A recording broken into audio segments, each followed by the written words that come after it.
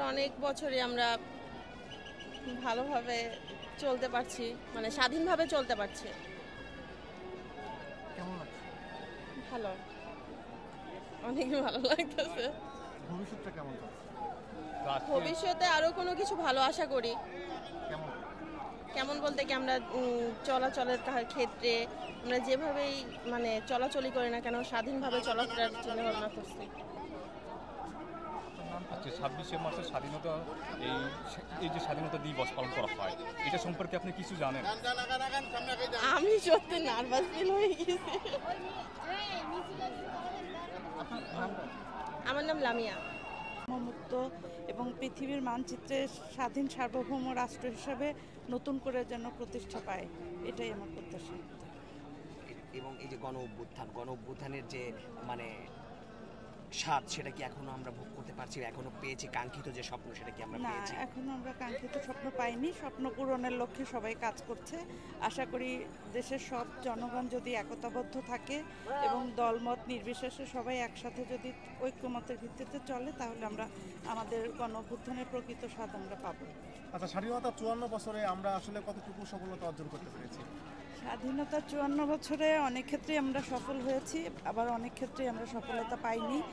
বারবার আমরা সেনা শাসনের সম্মুখীন হয়েছি, তারপরে আমরা স্বৈরাচার ফ্যাসিবাদের সম্মুখীন হয়েছি।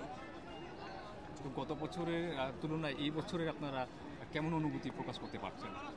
অবশ্যই মতামতের স্বাধীনতা আমরা পেয়েছি, আমরা স্বাধীনভাবে কথা বলতে পারছি, মত প্রকাশ করতে পারছি, এটা আমাদের বড় প্রাপ্তি।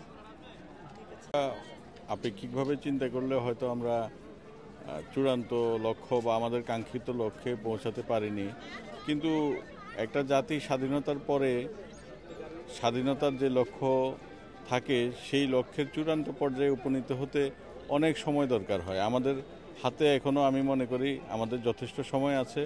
আমরা যদি গণতন্ত্রের চর্চাকে বাধাহীন করতে পারি, তাহলে আমাদের ভবিষ্যৎ অত্যন্ত উজ্জ্বল। আমাদের তরুণ যে শক্তি আছে, জনশক্তি আছে, সেই জনশক্তি বাংলাদেশকে পৃথিবীর একটা উন্নত দেশের পর্যায়ে নিয়ে যেতে সক্ষম। এটা আমার আশা এবং বিশ্বাস। আচ্ছা, গতবারের চেয়ে কি এবার ব্যতিক্রম কোনো কিছু মনে হচ্ছে কিনা? গতবারের চেয়ে এবার ব্যতিক্রম স্মৃতিসৌধে আমি যেটা বলবো সেটা হচ্ছে যে পরিবর্তিত পরিস্থিতিতে স্মৃতিসৌধে এখন যারা আসছেন, আজকে যারা এসেছেন, তারা প্রাণের টানে এসেছেন। আমরা একসময় দেখেছি স্মৃতিসৌধে প্রাণের টানে যত মানুষ আসতেন, তার চেয়ে বেশি মানুষ হয়তো কোনো রাজনৈতিক দলের অনুসারী হিসাবে এখানে ভিড় জমাতেন, কিন্তু তারা প্রাণের টানে আসতেন না। কিন্তু এবার যারা এসেছেন, আমার বিশ্বাস তারা প্রাণের টানে স্বাধীনতার প্রতি ভালোবাসায়, দেশের প্রতি ভালোবাসায় উজ্জীবিত হয়ে এসেছেন। সত্যিকার অর্থে আমাদের স্বাধীনতার যে মূল প্রতিপাদ্য ছিল যে সাম্য, মানবিক, সামাজিক ন্যায় বিচার নিশ্চিতের যে বাংলাদেশ আমরা প্রত্যাশা করেছিলাম, সত্যিকার অর্থে 54 পেরিয়ে 55 বছরে এসেও স্বাধীনতার আমরা কিন্তু সেই কাঙ্ক্ষিত বাংলাদেশ আসলে আমরা পাইনি। তবে এটি সত্যি কথা যে 24 পরবর্তী বাংলাদেশে আমরা বাক স্বাধীনতা ফিরে পেয়েছি। আমরা আমাদের মতামত এখন স্বাধীনভাবে ব্যক্ত করতে পারছি। সেই জন্য আমি আসলে 24-এর যে যোদ্ধারা রয়েছেন তাদেরকে আসলে আন্তরিক কৃতজ্ঞতা জানাতে চাই। একই সাথে আমরা মূলত 71-এর যে চেতনা সেটিকে ধারণ করে এবং 24-এর যে প্রেরণা সেটিকে লালন করে আমরা একটি সুখী, সুন্দর, সমৃদ্ধশালী বাংলাদেশ আগামী দিনে এই তরুণ প্রজন্মকে সাথে নিয়ে বিনির্মাণ করতে চাই।